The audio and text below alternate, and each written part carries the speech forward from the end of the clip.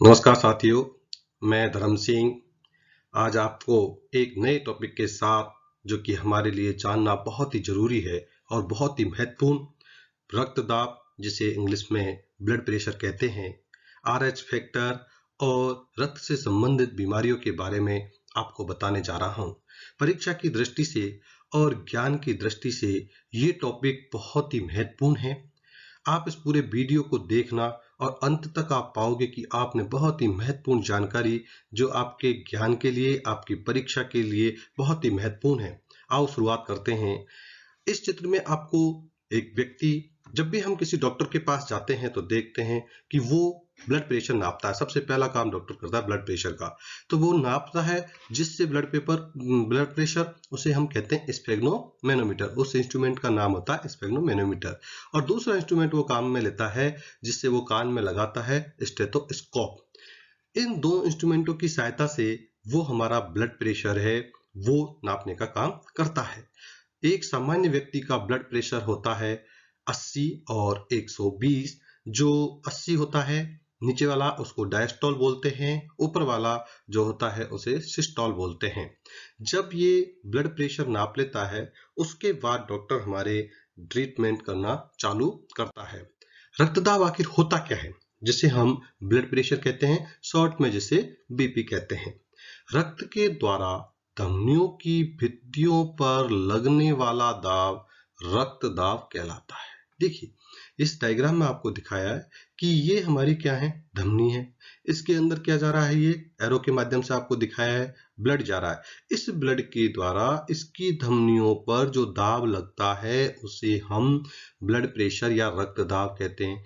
एक सामान्य व्यक्ति के अंदर रक्त दाब या जो बॉडी में नॉर्मल ब्लड प्रेशर होता है वो होता है 80 और 120। हाई ब्लड प्रेशर हम कहते हैं इसका बीपी हाई हो गया, यानी जो ये 80 नीचे वाला होता है वो बढ़कर के 90 या 90 से अधिक हो जाए, और जो 120 होता है वो बढ़कर के 150 या इससे अधिक हो जाता है।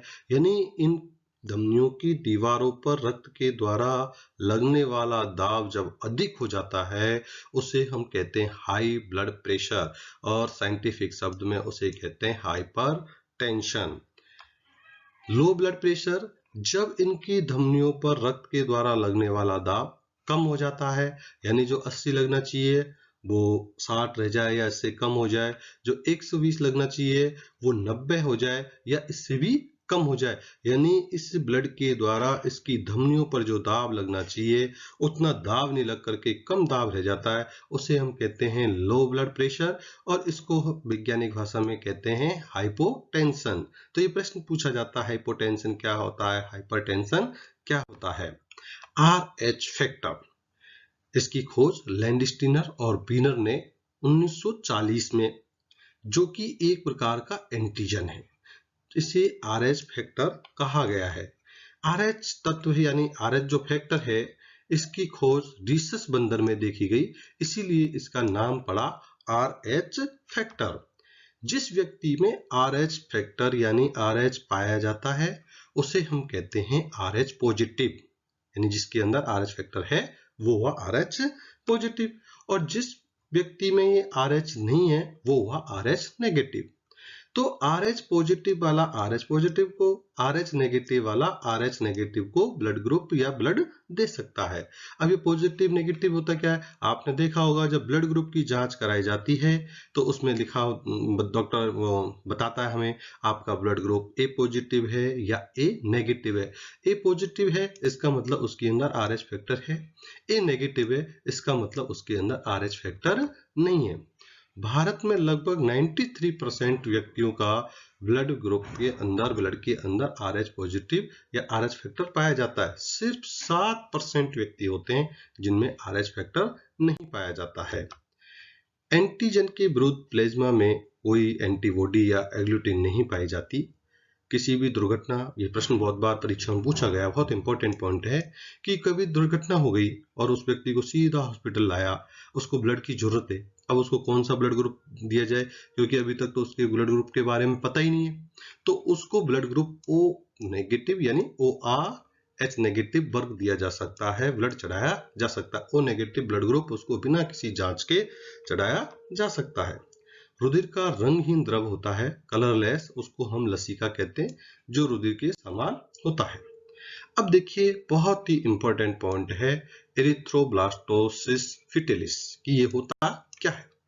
यदि कोई माता का रुधिर वर्ग है वो RH नेगेटिव और गर्भस्थ शिशु RH पॉजिटिव है, इसका मतलब क्या हुआ, कोई महिला है उसका ब्लड ग्रुप क्या है, नेगेटिव है, या A नेगेटिव है या B नेगेटिव है या O नेगेटिव है, जो भी है, चारों ग्रुप में से एक है, और उसकी शादी किससे हो गई, A प्लस ब्लड ग्रुप वाले से या B पॉजिटिव ब्लड ग्रुप वाले से या किसी भी पॉजिटिव ब्लड ग्रुप वाले से उसकी शादी हो जाती है। जो कि प्लस ग्रुप होता है वो माइनस पर क्या होता है, प्रभावी होता है, तो उसके अंदर जो प्रथम शिशु होगा वो क्या होगा, RH पॉजिटिव होगा, यानी उसके अंदर RH फैक्टर होगा। इससे क्या हुआ कि माँ का है RH नेगेटिव और पिता का है या गर्भस्थ शिशु का है RH पॉजिटिव। तो गर्भस्थ शिशु के दौरान अति संवेदनशीलता होती है, क्योंकि इस विकासशील शिशु की कुछ लाल रुधिराणु माता के शरीर में मिल जाती है, जिससे माता में प्रति RH बॉडी का निर्माण हो जाता है। अब होता क्या है, इस RH नेगेटिव और शिशु का RH पॉजिटिव ये दोनों क्या होते हैं, मिल जाते हैं। तो ये नेगेटिव है, ये पॉजिटिव है, दोनों मिलेंगे, समस्या तो होगी। परंतु होता क्या है, पहली प्रेगनेंसी जब होती है तो अब माँ के और गर्भ में जो बच्चा है उनके बीच में एक होता है अवनाल। उस अवनाल की वजह से ये RH नेगेटिव और RH पॉजिटिव दोनों मिल नहीं पाते। इसकी वजह से एंटीबॉडी को शिशु को कोई नुकसान नहीं होता। पर क्या होता है, जैसे ही पहली डिलीवरी हो जाती है तो उसके बाद RH पॉजिटिव RH नेगेटिव की ये दोनों क्या आ जाती है, संपर्क आता है, जिससे एंटीबॉडी रुधिराणुओं को नष्ट कर सकती है। यानी RH पॉजिटिव और RH नेगेटिव मिलने से एक बड़ा खतरा हो सकता है, जो कि शिशु के लिए जानलेवा हो सकता है। अब ये कब कंडीशन होगी, जब गर्भावस्था दूसरी हो या तीसरी हो, यानी दूसरी प्रेगनेंसी या तीसरी प्रेगनेंसी में ये समस्या होती है। इससे समस्या ये जो पूरी होती है, इस स्थिति को हम कहते हैं एरिथ्रोब्लास्टोसिस फिटिलिस। अब इस स्थिति से कैसे बचा जाए, तो इस स्थिति से बचने के लिए क्या करते हैं, पहली गर्भावस्था के बाद माता को एक RH एंटीबॉडी दे दी जाती है। उससे क्या होता है, ये RH पॉजिटिव और RH नेगेटिव ब्लड जो आपस में मिलते हैं, उससे उस शिशु को और उस माता को कोई किसी प्रकार का नुकसान नहीं होता और एक सामान्य डिलीवरी हो जाती है। तो ये होता है एरिथ्रोब्लास्टोसिस। अपन देखते हैं कि बहुत सी बार गर्भ में ही बच्चा खत्म हो जाता है या तुरंत बाद में खत्म हो जाता है, और तो वो कब होता है, जब RH नेगेटिव और RH पॉजिटिव होता है, एंटीबॉडी नहीं दी जाती, तब कंडीशन में ऐसा होता है। रक्त से संबंधित रोग, जैसे आप एक डायग्राम देख रहे हैं, और बहुत आम डिजीज है, बहुत लोगों में होती है, जिसे कहते हैं जॉन्डिस। पितृवर्णकों का निर्माण यकृत में होता है। यकृत को शरीर की जैव रासायनिक फैक्ट्री कहते हैं। देखो बहुत इंपॉर्टेंट है, इसे क्या कहते हैं, जैव रासायनिक फैक्ट्री। रक्त में बिलिरुबिन की पितृवर्णक जो पीले रंग का होता है, उसकी मात्रा 2 से ज्यादा हो जाती है तो पूरे शरीर में पीला रंग फैल जाता है, जिसे हम कहते हैं जॉन्डिस। और ये सबसे पहले दिखता है आंखों में और नाखूनों में।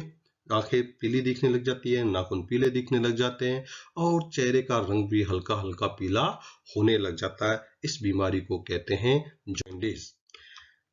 जब WBC की संख्या सामान्य से कम हो जाती है तो इस रोग को ल्यूकोपेनिया कहते हैं। आता है प्रश्न बहुत सी बार कि WBC की संख्या कम होने से कौन सा रोग होता है, तो ल्यूकोपेनिया।